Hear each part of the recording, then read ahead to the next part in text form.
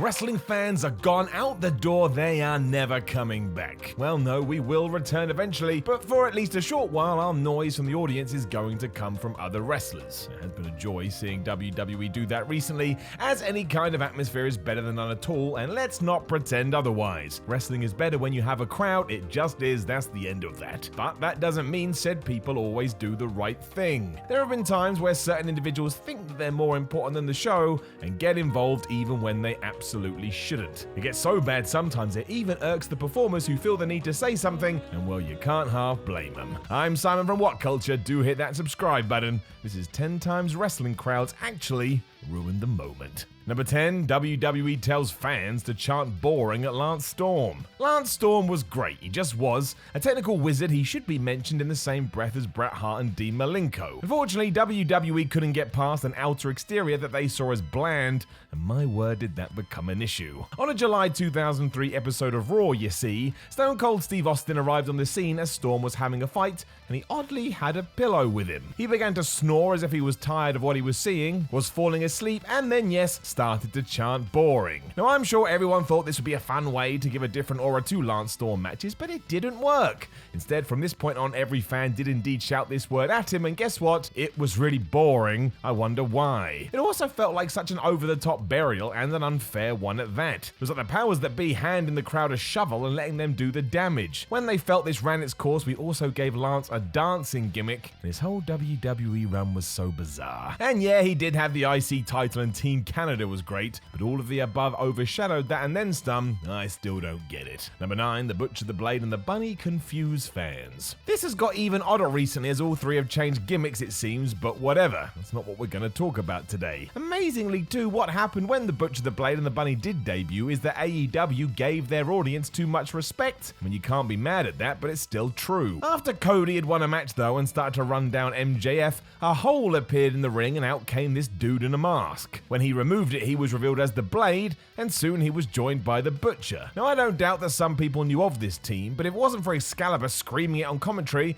I'm gonna guess a lot were perplexed by this. What was happening, and why are all these people coming out of holes? In the arena too, the crowd was visibly confused simply because they weren't sure who they were. If All Elite Wrestling had teased this just a little, the reaction would have been far better. Unfortunately, all of it meant there was an odd silence in the room, and that lowered the impact further. Any debut always needs to be met with thunderous roars as it brings a certain gravitas to the situation that lets all fans know something major is happening. AEW will learn from this as they always do, but still, it definitely happened. Number 8, the crowd no-sells the return of Evolution. In the summer of 2014, Daniel Bryan is injured. Even then, the WWE was on a roll, mostly because of the Shield, who were coming of age. Seth Rollins, Dean Ambrose, and Roman Reigns had been accepted, and because they usually won, fans could believe in them as a group. It was fun. Triple H, on the other hand, was done with this. As the head of the Authority, he had tried to stop this threesome, even to the point of sending the entire locker room at them in an episode of Raw. Surely this was the end of the troop we cried, and it did look like it. The pack of heels was kicking their ass. When they were nothing more than bones, a familiar song then rang out through the arena, and it started with the words, "Evolution is a mystery." That's right, one of the most iconic factions of the early 2000s were letting the world know they were back, and for some reason, Alabama didn't care. Or if they did, they had decided not to make any noise while watching it. If this had happened in Philadelphia or New York, you could have argued it would have gotten a better response, but again, without that monster pop, it was hard to get overly excited at home. You needed that energy. Number 7, everything between Lesnar and Goldberg at WrestleMania 20. Now I ain't saying what happened here was right, wrong, or in the middle. I totally get it too. With word out there that both Brock Lesnar and Goldberg had decided to leave WWE after WrestleMania 20, fans decided that they didn't give two hoots about either guy, so rather than enjoy their match, they were gonna boo them out the place, and my word, they did. It was kind of funny because we'd seen the opposite of this with some crowds who were always happy to send wrestlers off with a cheer and a smile, but this was different. On top of that, it was also a shame. Almost 20 years later, these two would prove what they were capable of, and here in their prime, it would have been even better. As soon as they realized what was happening, though, forget it. They checked out as special referee Stone Cold Steve Austin laughed his ass off. I think Brock and Bill knew even if they put on a clinic, nobody was going to care, so why bother? That's not the best attitude, but it is the truth. Number 6, anytime we get a what chant. We all know about this, and if you go back to when Stone Cold Steve Austin introduced it, you can't say it wasn't enjoyable for the time. Hearing thousands of people shout "what" in unison as the Rattlesnake spoke some proper gibberish was damn entertaining, and in many ways evolved the character just enough to keep the momentum going. Given that the word has now been around for 19 years though, well, it's probably time to let it go. The real reason for this is because fans now use it as a weapon. If they don't like a certain wrestler or want to try and actively throw them off their game, they will throw "what" at them to see how they cope. Some sail through it, but we have seen others just crumble in front of our eyes, which derails a segment that otherwise could have been okay. It does seem to get less popular as the months go on, but will it forever go away? If I had told you we'd still be shouting in 2020, I don't think you'd have believed me, so there's every chance in 2039 it's still around. Just for the record, Austin will be 74 then, 70 damn 4. Number 5, during Dolph Ziggler versus Seth Rollins at Extreme Rules 2018. Do not get this wrong. Ziggler versus Rollins at this pay-per-view in a 30-minute Iron Man match rocked. It was the main event for the IC title, which finally gave that belt some credence, and Dolph especially was flying thanks to a very smart heel turn. As Seth would say,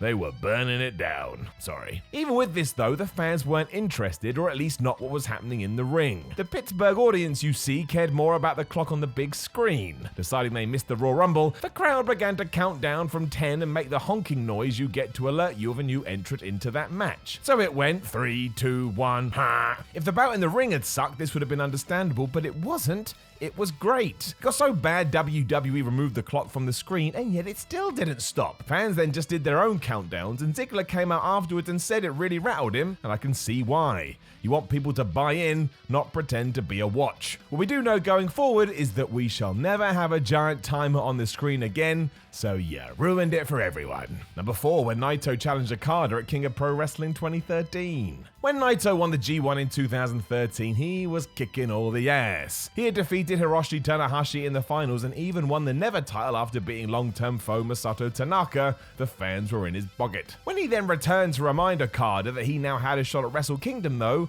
the crowd just wasn't fussed at all. The Osaka audience was oddly silent, and it not only hurt Naito, but actually set back Okada's push another year. The sheer apathy scared New Japan so much they just let people vote on what match should main event the Dome, and that pushed Shinsuke Nakamura and Tanahashi back to the top of the card. It was bizarre. Thankfully, Naito just used this to his advantage by turning heel before coming back around. He would get his moment down the line, and as I say these words, is riding even higher as both the IWGP and IC champion. With all that said, this took so long, it's interesting to think what could have been had the trigger been pulled years prior. We shall never know. Number 3, after WWE didn't capitalize on the 10 chant. Ty Dillinger, now Sean Spears in AEW, had an ace up his sleeve, and it was in the form of the 10 chant. It worked wonders in NXT, gave us a great moment when he came in at number 10 in the Royal Rumble, but when he settled in on the main roster, there was seemingly no effort to jump on this at all. And don't tell me a chant can't be responsible for doing this. We literally just talked about everything with the word what. And let's not pretend otherwise either. The fans loved it. They would shout it, sometimes too much, and before long it began to bleed into other matches with the crowd yelling 10 at the top of their lungs for no reason. That wasn't ideal though, because it irritated officials so much they set out to pop Ty's bubble in order to also pop the love of the chant too. It's Rusev Day all over again. Thankfully this didn't carry over to AEW, where Dillinger utterly reinvented himself as Spears and has been doing a pretty damn good job ever since. Still waiting for that call to be his tag partner, by the way. I'm sure it's coming soon. Definitely. Yeah. Number 2, when a belt ruined Seth Rollins versus Finn Balor at SummerSlam 2016. SummerSlam 2016 was meant to be something of a new era. Not only do we have a new title, but it was going to be competed over by Finn Balor and Seth Rollins, two dudes that were the future of the company. That was heightened even more before we got to the Universal Championship match, because AJ Styles had beaten John Cena clean. It was great. As soon as fans saw that brand new belt though, my goodness, everything was dead. Admittedly, it was very red, but chants of "that looks stupid" and "we want a new belt" just went on and on as Rollins and Balor tried to get the focus back on them. It didn't work, even though we had the Demon King in the ring. I don't think this sucked either. It damn well did not. Seth would go on Twitter afterwards to yell about this, and we all know about that, and as Balor had destroyed his shoulder during the bout, there was a sadness around when we were done. Oh, how quickly things could turn. Number 1, Beach Ball Mania. If you don't care about a match, that is fine. If you want to go to the loo or check your phone, alright, whatever. But if you decide because you're bored you're going to blow up a beach ball and throw it in the ring, well, you may be a bit of a jerk. It's just disrespectful, and you're also ruining the actions for others who may be enjoying themselves. This has happened a lot over the years, and if you go back through many cruiserweight and women's scraps, you may see one turn up. Very important lesson we have learned, however, is that you don't do this when Cesaro is doing his thing. When this happened as he was flying around, he stopped everything, went outside, grabbed it, and ripped it to shreds. He then threw it on the ground like he wanted it to die, and it ended up with WWE banning them in 2017. I'll have you know I've got no problem with this. And I mean seriously, if you're that pissed off, just boo. Where else can you do that? You can even shout mean things should you need to, but don't throw crap in there. On the other hand, seeing the Swiss Superman do this was very entertaining, but it was for the wrong reasons. Know of any other times wrestling crowds actually ruined the moment? Let us know in the comments below, and don't forget to like, share, and subscribe. Then head over to whatculture.com and read yourself some articles. Follow What Culture on Twitter at WhatCultureWWE, and watch more videos here on What Culture Wrestling. My name is Simon from What Culture, aka Simon Miller, and I will talk to you very soon. What?